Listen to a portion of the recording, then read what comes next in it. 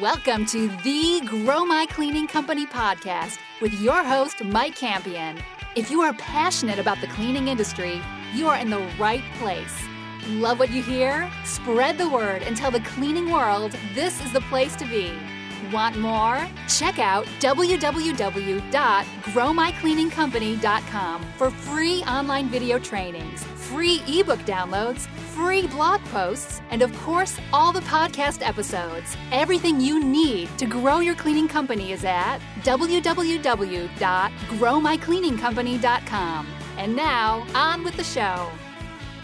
Hello, Cleaning Nation. So glad to be with you once again. Welcome to the place to get everything you need to have the cleaning company you've always wanted, the cleaning company that you deserve. If you'd like to be a guest on the show, if you've got questions for me or you want to hire me to speak at your next event, you can email our producer, Natalie, at growmycleaningcompany.com. Of course, you can give us a call at 480-648-5149. Questions, thoughts, input. We'd love hearing from you, Cleaning Nation. Today, we are chatting with Fran Ruff, mother of 4, grandmother to 5, not to mention owner of Maids for Moms. Maids for Moms has been serving the Columbia, South Carolina area with residential and small office cleaning for just under a year. If you want to reach out to Fran, you can get a hold of her at www.maidsformoms.com. Fran, welcome to the show. Thank you for having me. My pleasure. I've got a bunch of, just off the introduction, I've got a bunch of questions, and I'm guessing Cleaning Nation has a bunch of nations. First of all, Maids for Moms, that's a really interesting title, and it makes me think there's something to do with moms in there. Talk to me. Yes, it's very much to do with moms. I am a single mom, and most of my experience comes from just being busy and a mom and trying to keep my home tidy and organized, as well as trying to, being a mom, a volunteer, helping my community, just doing things that I want to do, as well as keeping my home as nice and as shiny as it can be. I've never heard shiny, but I like that. Okay, good. So if anyone wants to see what a shiny home looks like, go visit Fran, and she'll show you how to make it. So first of all, usually I'm so terrible. Usually I invite nice human beings onto my show and then I abuse them. With you, I'm going to do the exact opposite. I love that name, and we hadn't talked before about this, but my fear was it was not anything to do with your company. But let me tell you what I love, that so many, and you're new, so I'm even more impressed. So many owners of cleaning companies would say something like, "Oh my gosh, I can't, Maids for Moms, that excludes dads or married people or anyone that's not a mom, and I can't exclude. What if, whatever, so some non-mom human wants my services." I love the fact that you're like, good Lord, how many moms are in, a 20-mile driving distance from you? And that is so smart. I love, love, love that you're very clear with who you're serving. The name of our company is Grow My Cleaning Company. If you're a building contractor and you come to our website, you're probably going to immediately go, "This isn't for me." I'm okay with that, because if you own a cleaning company and you would like to grow it, you immediately know I'm in the right spot. So that puts you in such a good place. If I'm a mom and I want someone to come clean my house, instantly, when you tell me the name of your company, there's no question that I am in the right place. So and who you serve and what you're about, I absolutely love it. That said, is any of that? Well, first of all, is it just you, or do you have staff yet?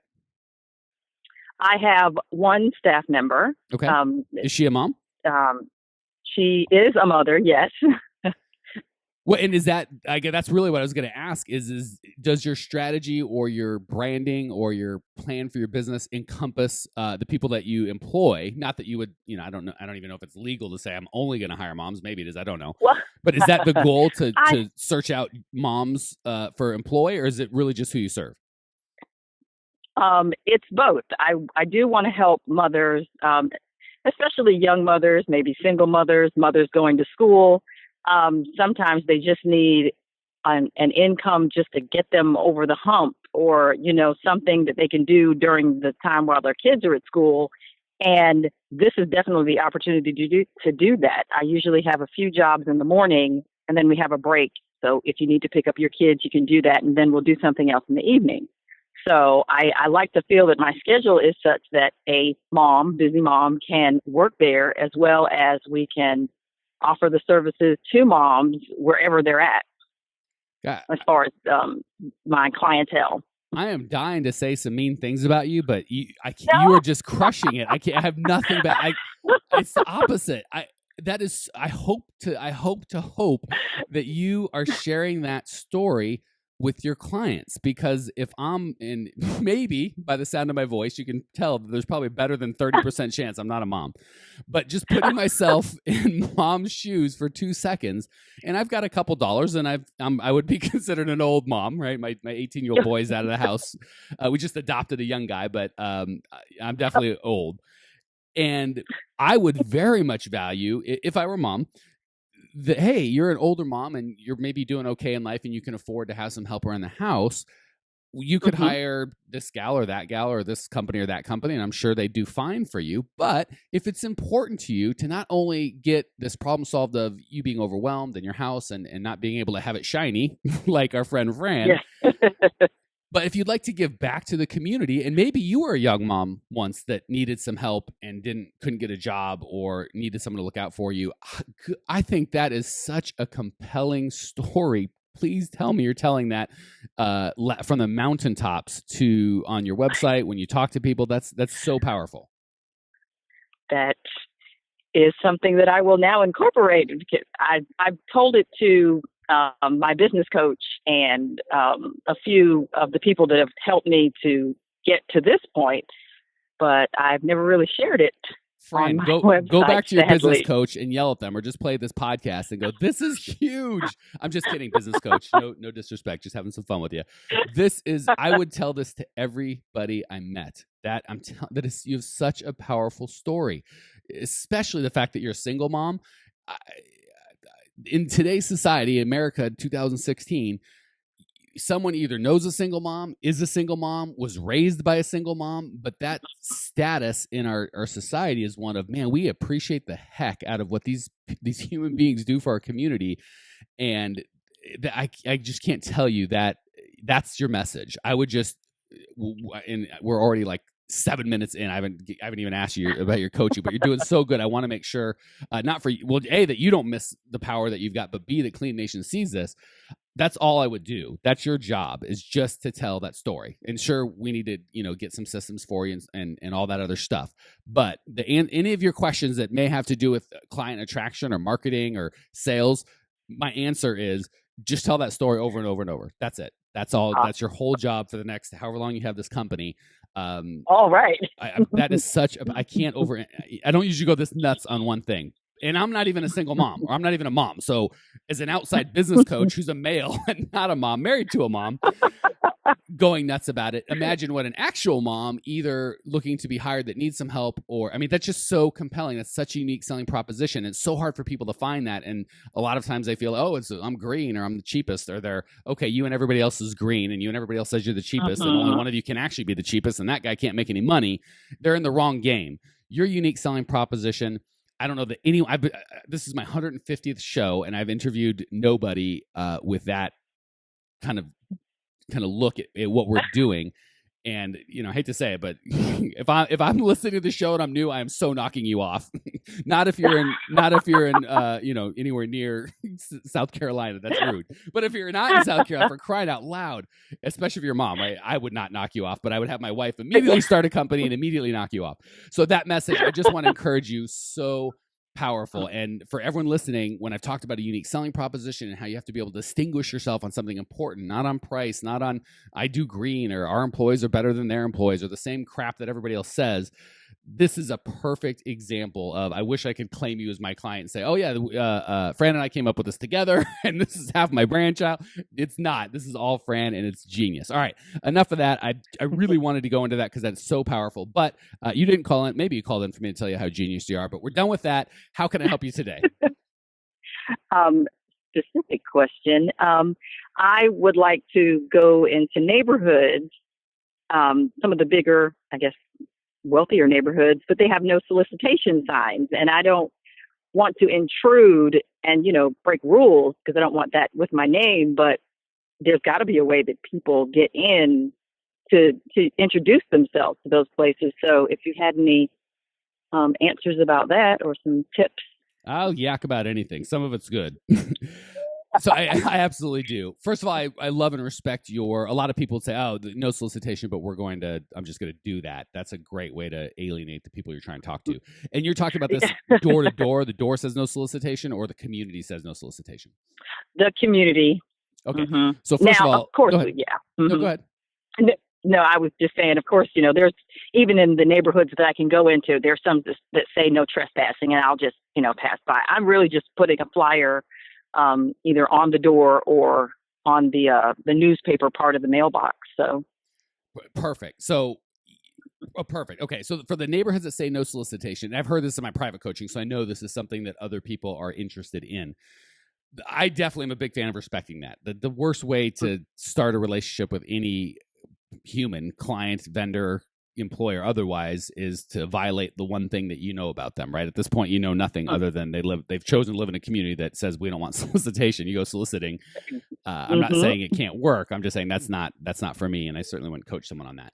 Now, that said, I don't know the stats, but it's like we see something like 100 advertising messages a day or some obscene, I don't have the stat. Someone will tweet me and tell me what time it is, but it's a huge stat, right? So the people that say no soliciting, instead of 117 messages, maybe they get 116 per day.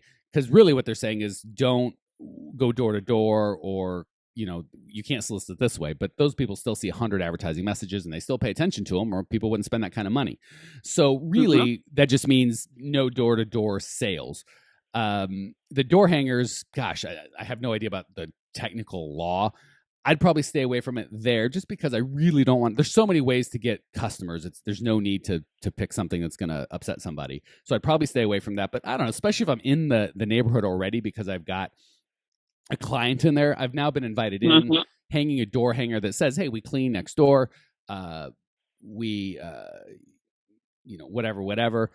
If someone want to do that, I don't know that I do it for my company, but I could stand behind it. The good news is there's only 100 other ways that you can contact them, whether it's Facebook, whether it's, you could do direct mail, right? You can pay if you can't go in, but the postman certainly can. And for 48 cents or whatever the rate is nowadays, they will deliver anything you want to those people right to their door with no upset. So, and you can certainly buy lists of neighborhoods, right? And I love that you're identifying, hey, I want to work in the wealthier neighborhoods.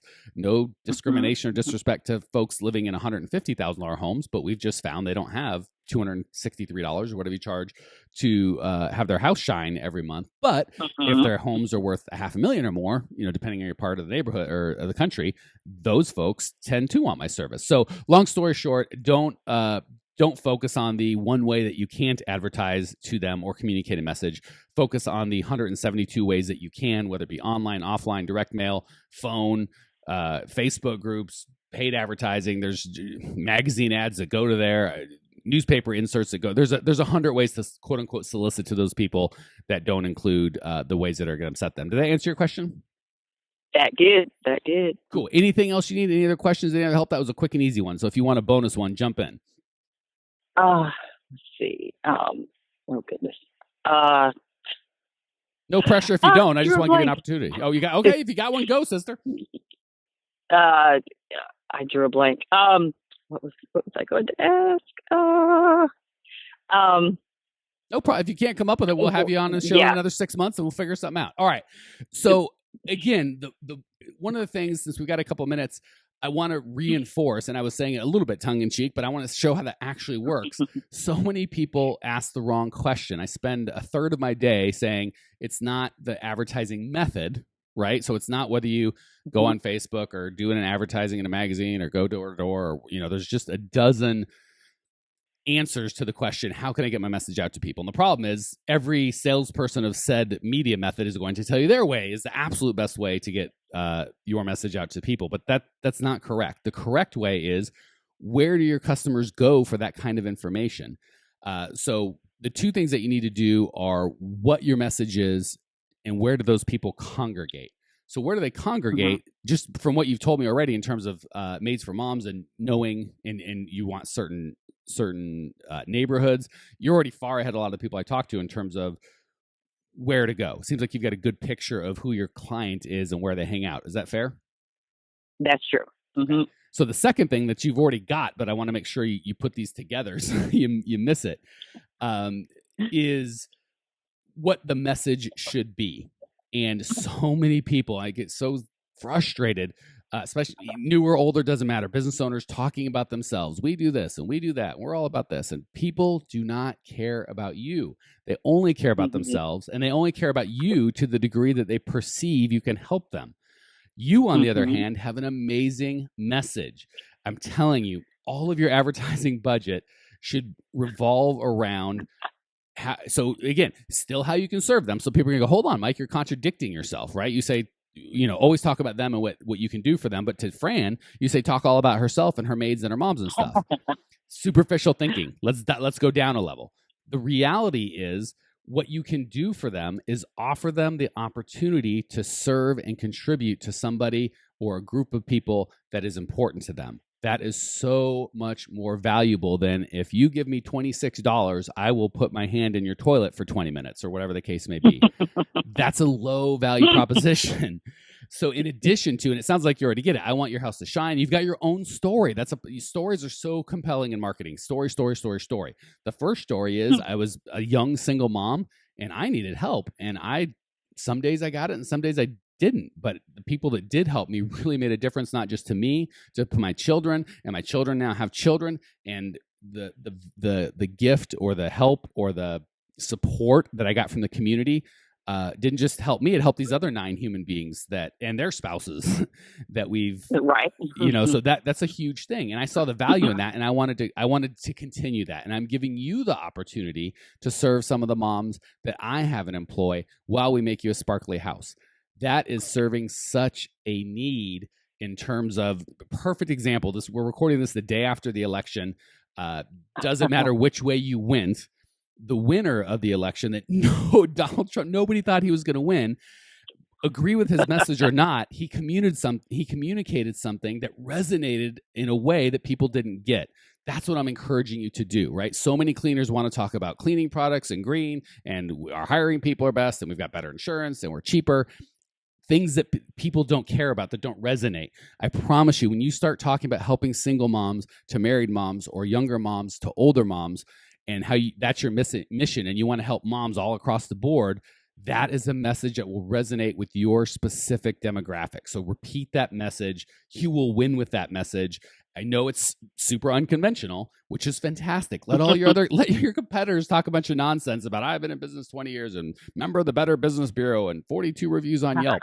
All that, and that's fine. I'm not knocking reviews or the Better Business Bureau, but that's so everyone says the same thing. So I just want to encourage you. The key to the whole operation is it Facebook or Google? Is it direct mail or door hangers? Is it, on and on and on? It's, are you getting the right message to your people? And you, Fran, accidentally or not, have got the right message. So I really want to encourage you, just repeat that. If you repeat that message in a story way that's compelling, and you put it anywhere that moms congregate that have enough money to buy your service, anywhere that moms congregate that have enough money to buy your service, said it twice because it's important, you will win with that message. All right, that's enough of my rant. Any other questions or thoughts before we move on? Oh, no, that was a lot. That was wonderful. Thank you. I talk way too fast, but it's all recorded, so feel free to play it back on slow if you need me to stop talking like a madman. All right, let's have me shut up for 2 seconds and give Fran the opportunity to share some of her experience with the world via the lightning round. I'm going to ask you 3 quick questions. I have 1,000% confidence with the wisdom that you've shared that you're going to give 3 amazing answers. Question number 1, what is the best piece of advice you've ever received, personally or professionally? The best piece of advice that I've ever received was just be yourself. Hard to miss with that. Go ahead. Yes. Just don't try to be like company A. Don't try to be like company C. You have a niche and it's just there for you. I mean, just be yourself. I couldn't say it better. It's always more effective to be a good version of yourself, which you think may not be a great self, than a terrible version of somebody else that you think's amazing. So Frank, couldn't agree more. And I love that you're living it, right? You're just from the name of your company to how you're doing things isn't what everyone else is doing. And I don't know if you've started to get amazing results yet, but you keep down this path and you will. Question 2, what is the biggest mistake? I know you've just started, but what's the biggest mistake you've made in the cleaning business? When I started, I thought I was doing well by saying, oh, no, I can be there in an hour, and offering a set price and then come to a bathroom that would alone take 3 hours. Yeah, definitely do consultations. My biggest mistake was not doing a walkthrough and making a checklist of what was actually going to need the biggest work. Well, and let me add on to that, because you hit on something I'm always banging my fist about, is not only for that amazingly good reason of, hey, I said it's going to take 3 hours, now it takes 9. Do I make myself a liar and ruin my integrity, or do I do 9 hours of work for 3 hours of pay? Both bad options. So yeah. Not only do you but boy, dramatically reduce that. But I found the people that you do, because there's so many people online, we email our quotes, we don't have time, blah, blah, blah. Fine. That's fine. But in addition to running into what you just outlined, you have you'll close more business, especially when you go in there. Everyone else is going to talk price and square footage and hours. You're just going to tell your story. That's what they care about. Obviously, you'll give them a price and you'll lay out what you're going to do for them. That's 10% of the conversation. 90% is the story. You go in there and tell that story face to face. You were gonna crush other people that email. First of all, the other people email a bid have no chance. The other people that come in and talk about square footage and dollars and hours are going to lose to your story every time. That's just going to happen.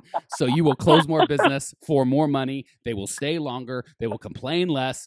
They will be overall better customers. So it's not just, well, I close 92% when I'm in person and 30% over bid, but those customers spend more, stay longer, complain less, quit less frequently. They're just better caliber customers. Sorry, you just got me fired up. All right, last question. I promise I'll let you talk.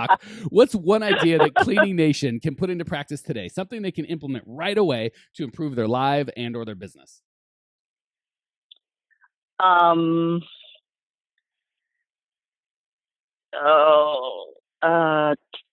Talk about your business to yourself every day. What's that mean? Might sound weird, but yes. I believe in my message, and I wrote it down, but I had to say it to myself every day that I'm really out here just to help people. So I have to say that to myself every day when it's hard or when I don't think it's going to go as fast as I think it's going to go. I have to remember that I'm out here to help people. And because I'm helping people, in the end, it's all going to work out. Gosh, we've not spoken before today, but that is like advanced. Yes, 1,000 times yes. Knowing your why and communicating that to your community that's just massive and huge. All right, Fran, I truly, not that I have not enjoyed talking with the other 150 or so guests, but I have really especially enjoyed talking with you. Thank you for joining us. Thank you for sharing your perspective, your passion. I appreciate you. I know that Cleaning Nation appreciates you. Cleaning Nation, if you want to check out Fran's show notes page and, of course, get everything you need to grow your cleaning company, you'll find it all at growmycleaningcompany.com. Leave your questions, your comments, your rude remarks. I will see you there. Congratulations! You are now 16% smarter. Still can't get enough cleaning goodness? Go to www.growmycleaningcompany.com for more of the good stuff. Ever want to be rich and famous? Owners of cleaning companies, as well as industry experts, can apply to be featured on the show by emailing our producer Natalie at support@growmycleaningcompany.com. Until then, don't miss out on all the latest cleaning industry lovin' at www.growmycleaningcompany.com. Check it out now.